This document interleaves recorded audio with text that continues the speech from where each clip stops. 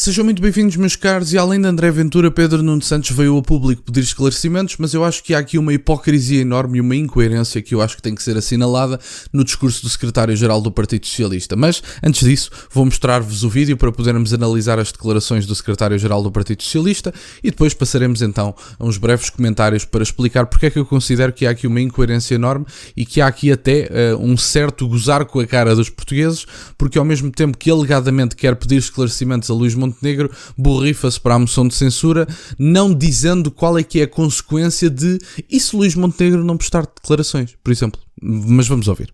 Acha que o caso é semelhante ao do secretário de Estado que foi demitido? A única coisa que eu quero dizer é que o que é importante para todos nós é que o Sr. Primeiro-Ministro dê explicações, preste esclarecimentos, se confronte, se sujeite às perguntas de jornalistas, que é isso que se impõe numa democracia avançada e transparente como a nossa. Do secretário de Estado Hernani Dias agora vir dizer que não há conflito de interesses. Eu percebo. São dois pesos e duas medidas. Eu percebo a pergunta.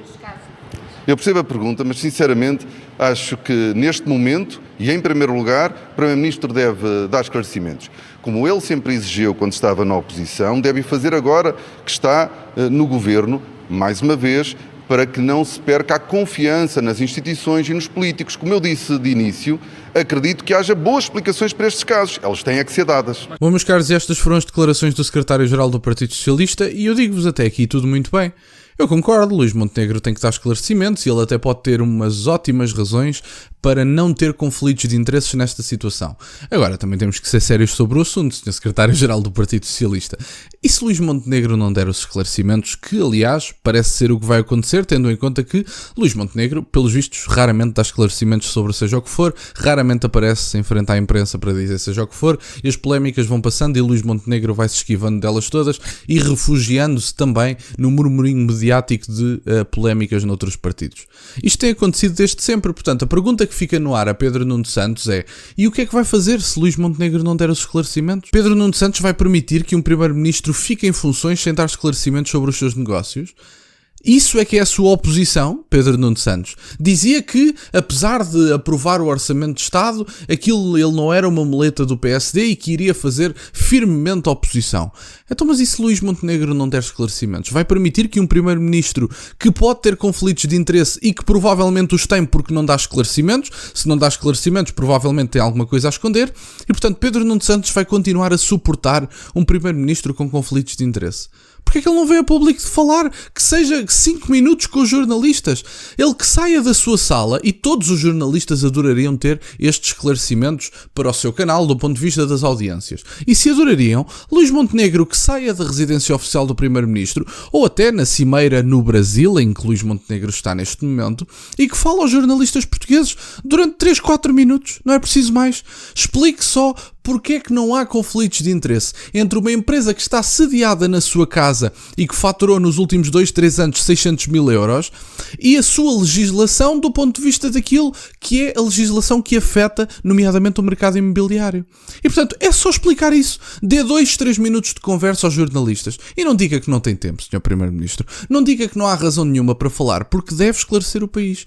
E portanto o segundo e o terceiro maior partido estão a exigir-lhe declarações, estão a exigir-lhe esclarecimentos. E, portanto, se não diz nada, provavelmente tem alguma coisa a esconder. Mas aqui viro-me também para o secretário-geral do Partido Socialista. Diz à partida que não aprova a moção de censura do Chega. E o que é que vai fazer se não houver explicações? Apresenta a sua moção de censura para dizer que a iniciativa partiu do Partido Socialista? Ou não aprova nenhuma e vai deixar as coisas andar, vai dizer umas coisitas nos meios de comunicação tradicionais e a vida segue porque ainda não é a altura para o PS ir a eleições, porque as coisas ainda não estão assim tão boas? Eu sei que ainda não se pode ir a eleições, a verdade é só essa também. Neste momento ainda não podemos ir a eleições, até por causa das presidenciais, mas o governo pode cair. Ficam a saber disso. O governo pode cair, mas a solução teria de ser encontrada dentro do Parlamento português.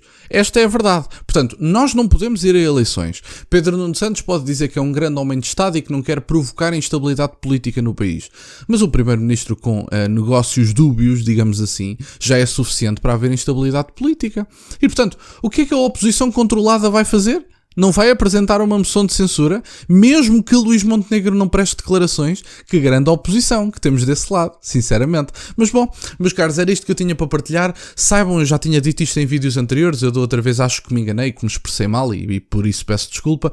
Nós não podemos ir a eleições, mas o governo pode cair. Portanto, quando eu falei da moção de censura, o governo pode verdadeiramente cair. Aquele título e aquela thumbnail não foram clickbait, porque se a moção de censura for aprovada, o governo cai. No entanto, tem que se encontrar uma solução dentro do Parlamento, porque eleições não é possível. E, portanto, é um bocadinho por aqui. Quando digo solução dentro do Parlamento, falo de apoio parlamentar maioritário. É disto que estou a falar. E, portanto, vamos ver. Não sei o que é que vai acontecer. Pedro Nuno Santos, obviamente, não vai fazer coisíssima nenhuma e provavelmente a moção de censura vai ser assunto enquanto não for rejeitada, porque quando for rejeitada deixará de ser assunto. Pedro Nuno Santos vai se manter na oposição controlada, que é exatamente aquilo que se espera dele, porque é que ele haveria de atacar o companheiro de governação, leia-se o Partido Social Democrata. Não vai acontecer. E, portanto, era isto que eu tinha para partilhar, mas fiquem atentos para pessoas, eventualmente, que ainda sejam votantes do Partido Socialista, desta oposição controlada que há por parte do Secretário-Geral. Obrigado, meus caros, por estarem desse lado. Peço-vos só o gosto neste vídeo e que subscrevam o canal. Tem as minhas redes sociais e o MBWay na descrição, para o caso de quererem fazer alguma doação. E nunca se esqueçam, meus caros, questionem tudo. Até à próxima.